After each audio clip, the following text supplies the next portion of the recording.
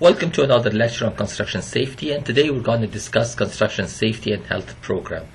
What are the ingredients of that program, what's the importance of the program, and how to implement it within a construction organization and work environment.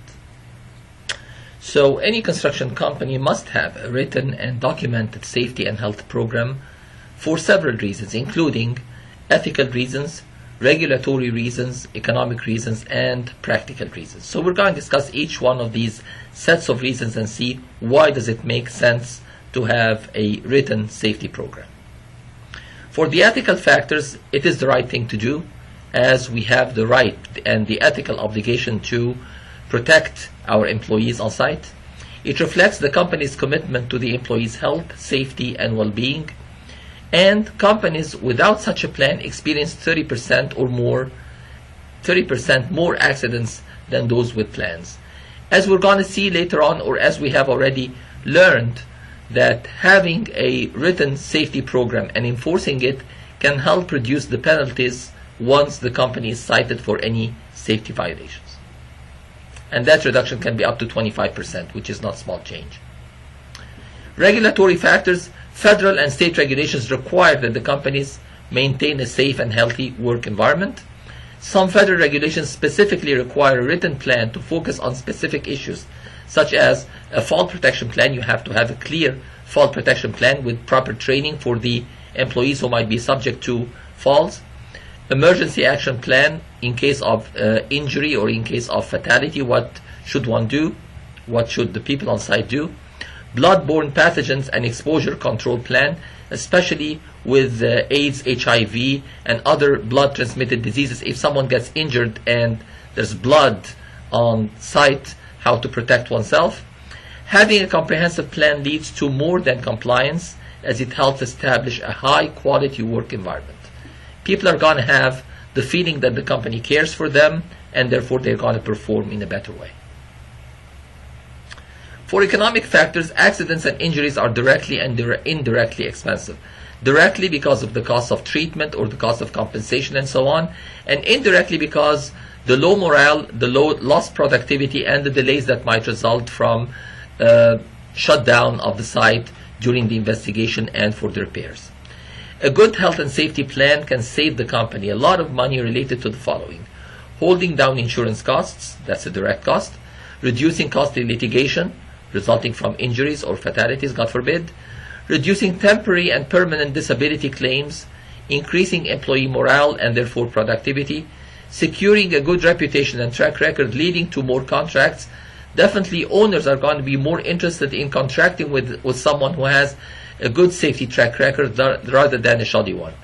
Reducing the number of compliance inspections and associated citations and penalties resulting therefrom. We have learned during the lecture on penalties and citations and inspections that these can be very costly, so definitely that's a very viable economic factor. Practical factors. The practical reasons for implementing the plan include forcing the company to put its commitment in writing. So we claim that we are a safety conscious organization. Let's put that in writing and let's implement that. Forcing the company to establish policies and set goals for safety and health. If you can't measure it, you can't improve it. So we have to put some guidelines and some concrete measures to how to achieve that safety in order to improve safety performance on site. Commits in writing the procedures that must be followed by all employees and subcontractors, so no one can claim I didn't know. And facilitates communication of policies, procedures, and goals related to the quality of the work environment, so we are all speaking the same language. Different components of the plan include the safety and health policy, safety and health goals, roles and responsibilities of the different personnel, discipline policy and procedures in case someone does not abide by the rules, job site inspections, accident investigations, record keeping, what kind of records have to be kept, how often, where are they going to be posted, training, how often should that training be renewed and refreshed, medical response and first aid in case of any accidents, what's the closest medical facility, for example, emergency response, and miscellaneous components like fall protection, electrocution, the focus 4 that we discussed before. We're going to discuss each one of these in more detail in this lecture. So the safety and health policy. The safety policy is a statement of the company management's commitment to high quality work environment. We are stating that we are striving to create a work environment free from any hazards or any accidents. To emphasize the commitment, it should be signed by the company's CEO to show that it comes from the top, and usually safety starts at the top. Should communicate at least the following: commitment to providing a safe and healthy work environment, and that this environment is a high priority of the company. It comes before cost, it comes before time, it comes before anything else. All employees are expected to work in a safe and healthy fashion, and that safety and health regulations and rules will be enforced. Safety and health goals describe the company's commitment in more specific and measurable terms. Should be stringent enough to challenge the organization, but at the same time realistic enough to be credible and enforceable. It must include a provision for 0 fatalities, because that's our main goal, and it must include a measurable provision for lower downtime due to accidents and injuries, and it also must include a provision related to employee training to achieve these goals. So we're going to help you maintain and achieve these goals. What are some samples of these safety and health goals? Examples include such goals like 0 fatal accidents during the year, reduce health-related injuries by 25%, again a concrete number, reduce lost time due to accidents by 40%, reduce workers' compensation claims by 30% from the previous year or from a benchmark number, reduce the cost of damage to the company property and equipment by 20%, reduce near-miss accidents by 25%. A near-miss accident is something that was about to cause an accident but it did not. So it's called a near-miss. And increase participation in employee safety training by 100%. So everyone should be part of that effort. When it comes to responsibility and roles, as part of a comprehensive health and safety environment, every team member has a role and associated responsibilities.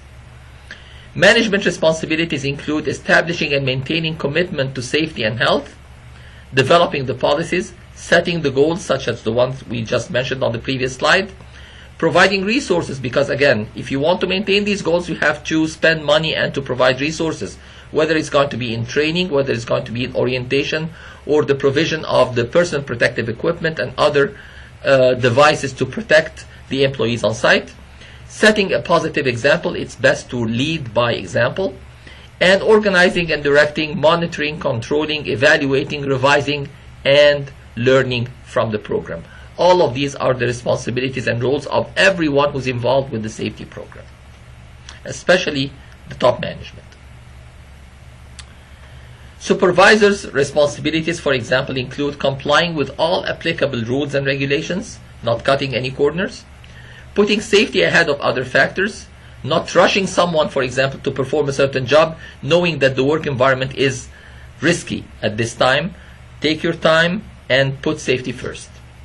Attending periodic safety meetings and discussions, participating in safety training to be up to date on the different developments and changes in rules and regulations, properly using PPE, the personal protective equipment that's going to be issued to our people on site, promptly reporting and documenting accidents and near misses, performing necessary housekeeping duties on a daily basis to maintain the site clean and free of any hazards, maintaining and reflecting a positive attitude towards safety, because again, once you feel and once you reflect that you care about safety, everyone else is going to get that feeling. Speaking out when employees are engaged in unsafe practices. You have to advise them, you have to correct them, and you have again to show what the mistakes are. The employee's responsibility, on the other hand, the recipients now, they have to comply with all applicable rules and regulations, follow the instructions from managers, supervisors, and safety personnel. They need to seek clarification when in doubt. If something is unclear, they need to ask. Notifying supervisors of hazardous conditions if the supervisor does not know already. Reporting accidents and near misses to supervisors. Reporting damage to property or equipment to a supervisor. performing housekeeping on a daily basis, again to maintain the site in a neat and clean environment, and having and displaying a positive attitude towards safety that is shared with everyone else, the supervisor and the top management as well. The safety professional responsibility include, that's going to be the safety manager, for example, on site, performing the safety audits, performing regular job site inspections, they're going to be specialized in safety, performing hazard analysis to try to analyze the situation and the task to be performed, what are the hazards, how to mitigate these hazards or how to protect against them, conducting accident investigation in case of an accident to know exactly what caused this accident to happen and try to eliminate that in the future, keeping records up to date for OSHA inspections, reporting on safety issues, and training employees, again making sure that everyone who's responsible for a certain task is well trained to perform this task in a safe fashion. Unfortunately, not everyone plays by the rules, so there's going to be some deviations from time to time, and therefore we have to have discipline and accountability.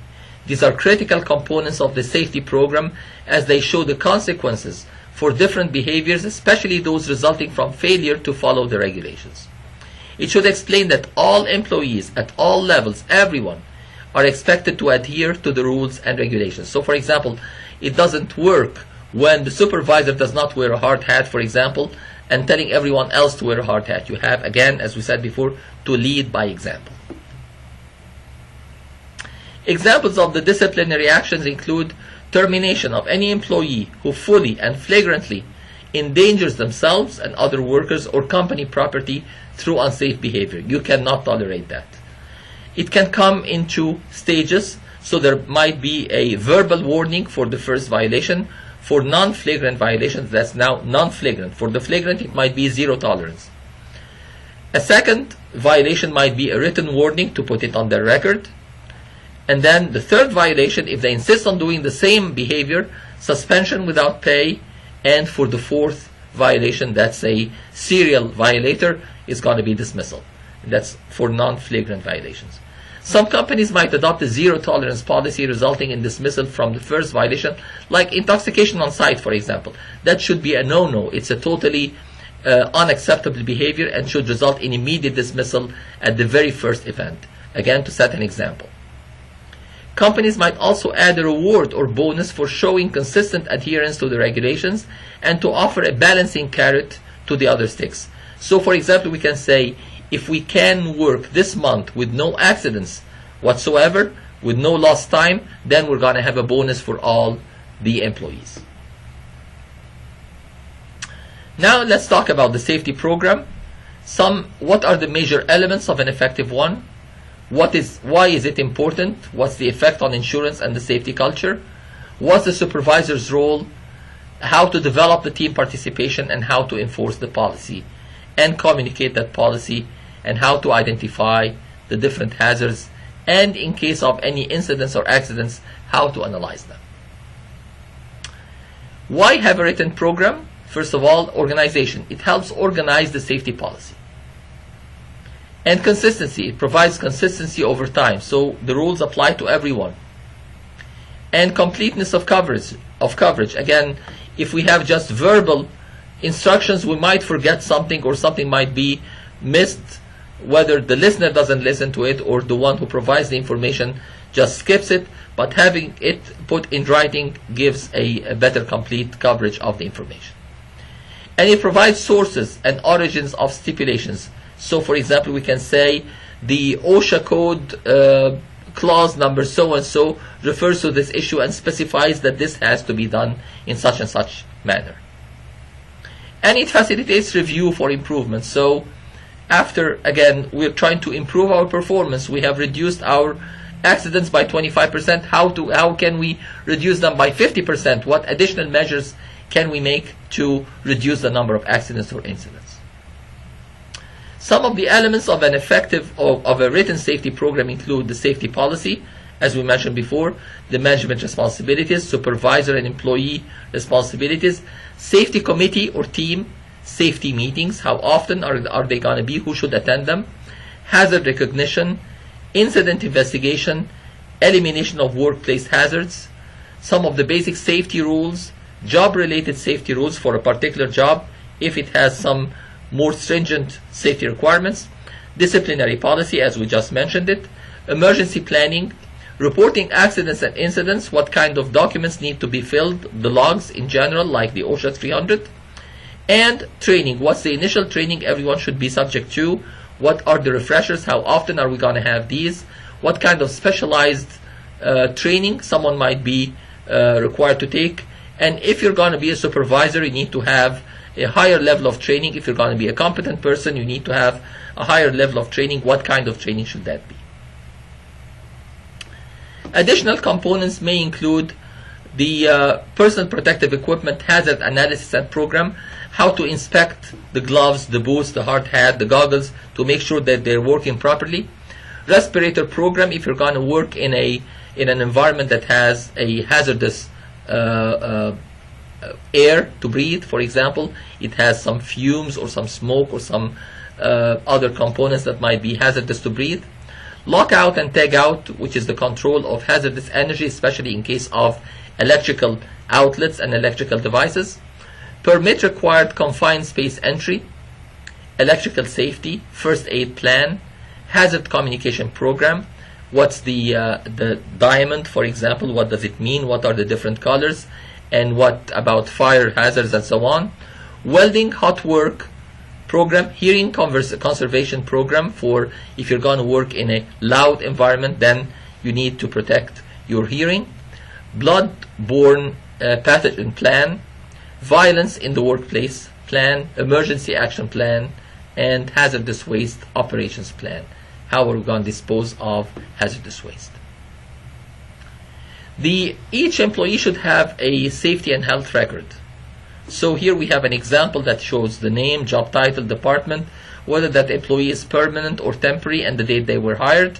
What kind of hazards are they going to be exposed to in their current job, and occupational health medical examination required if there's going to be asbestos exposure or lead exposure, or hearing, again if you're going to work in a loud environment, and other hazards they might be exposed to. Mandatory training topics to be briefed to all personnel, initial when conducted. So you're going to put the initial, the supervisor is going to put the initial when that training is going to be conducted. So everyone should know, for example, the emergency telephone numbers, location of medical facilities and first aid kits, etc. Initial individual training topics. So depending on their job and depending on the tasks they're required to do, if they're electricians, for example, then there's going to be lockout and tagout.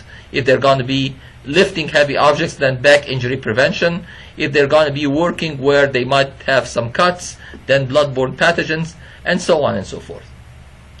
And then personal protective equipment issued, the PPE issued, head protection, arm and hand, respiratory, eye, foot, face, hearing. So they're going to, again, initial when they receive any one of these types of PPE.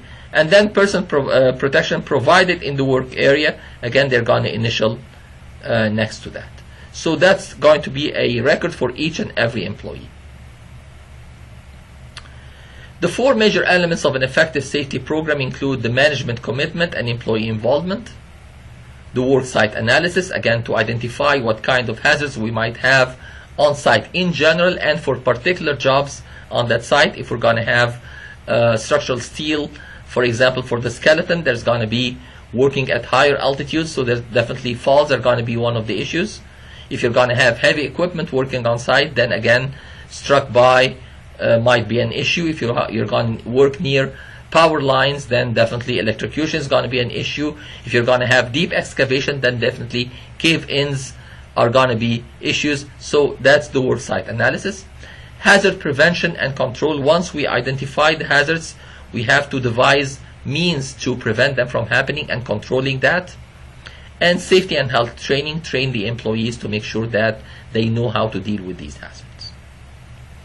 And we're going to have a record of the safety training that shows the date, the topic on which the employees have been trained, the supervisor signature and the employee signature.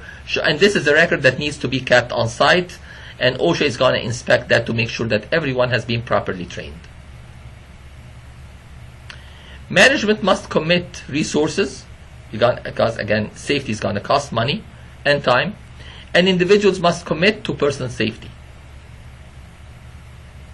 We might form, or we should form, a safety committee, and it should have a policy. So the safety committee, it might select a certain name, for example, for itself, or a nickname, and it's going to have a motto, for example, 0 accidents, and who's the leader, the recorder of the safety meetings and the safety committee meetings, who are the members, and then the charter of that safety policy.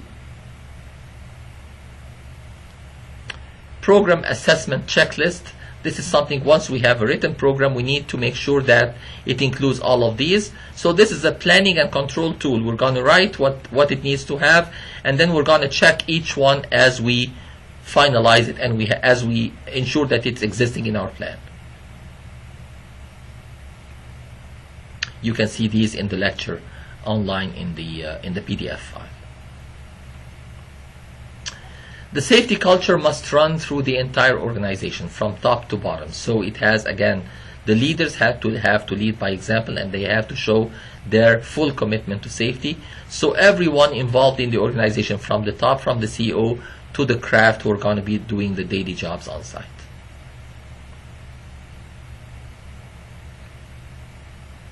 Supervisors must understand the safety program, to be able to communicate it safely to the employees, and to be able to enforce it without any prejudice.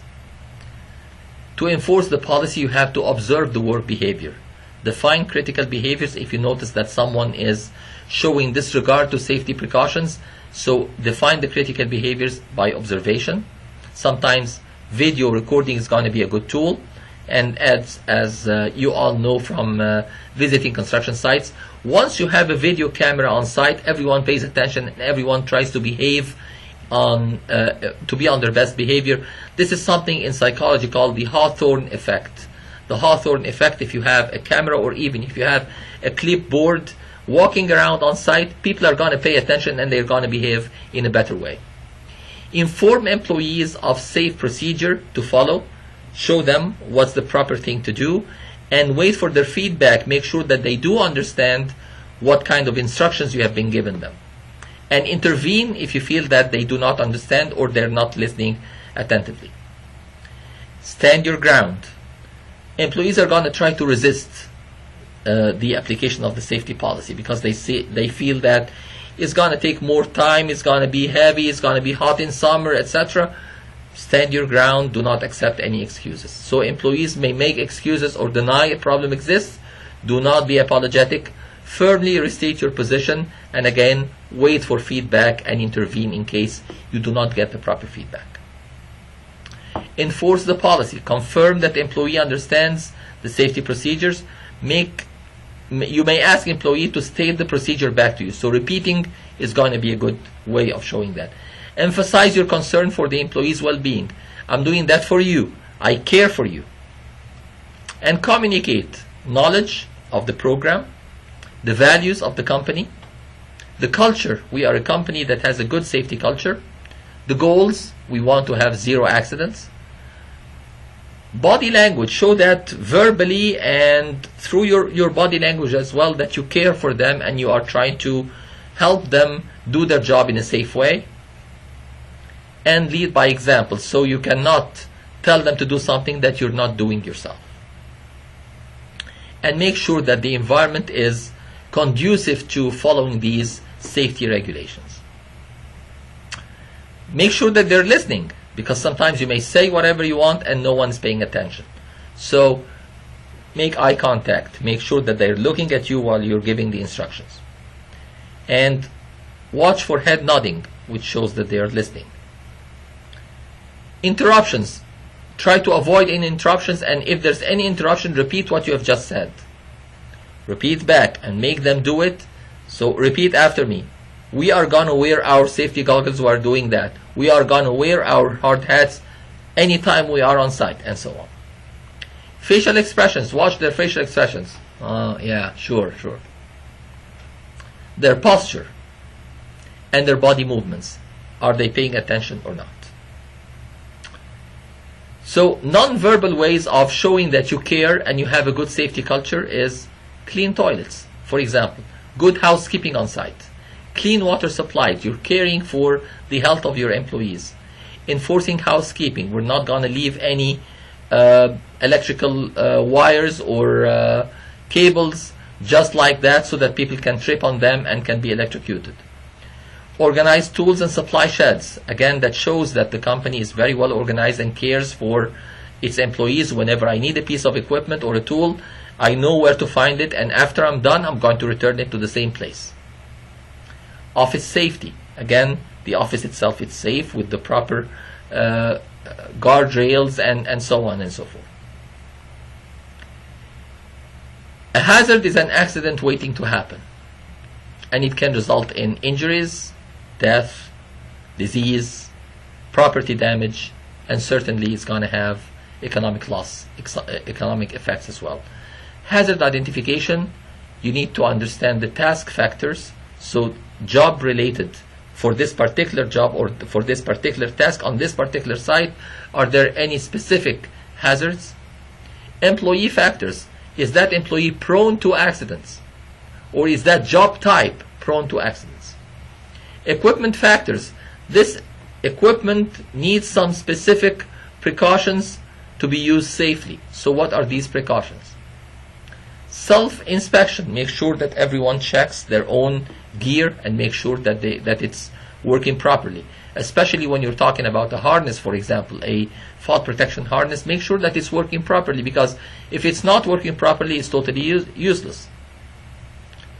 Likely credible accidents. Accidents might happen from time to time, so what's a credible accident? Something that can be, okay, it was not your fault, we can live with that. Measures to mitigate them. Again, the best thing to learn from an accident is how to avoid its repetition. And checklists like the one that we saw on the safety and health program, making sure that we have done all of our homework, that nothing is missing.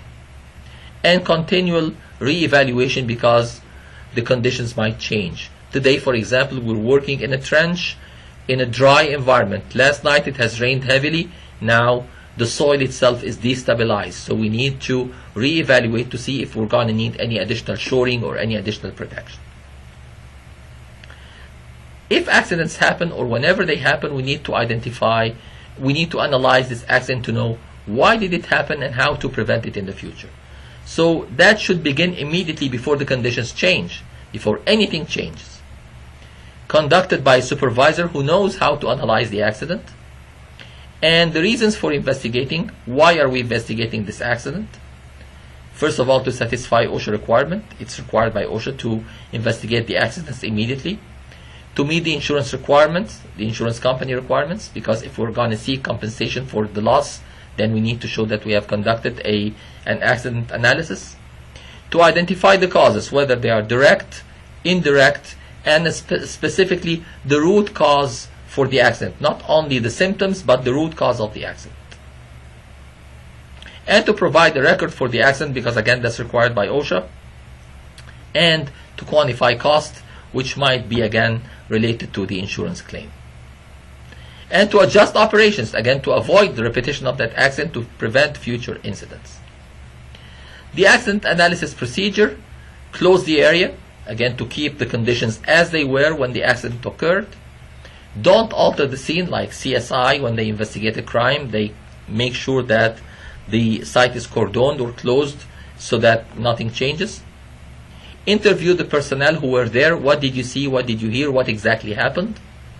And analyze evidence objectively. Looking at the existing scene, you can analyze it through your experience and know exactly what happened. Because sometimes the personnel might lie or might deny something or might have limited information, so you can conclude additional things by paying attention to the environment around you. And what are the lessons learned? We're not trying to blame anyone, as we're trying to protect everyone from the repetition of that accident. So basically this is our lecture on the safety and health program. I hope that you are paying attention to what we're discussing. I hope you learned about the safety program here, and I hope you implement that once you work on the construction site, whether through your co-op or through your full employment.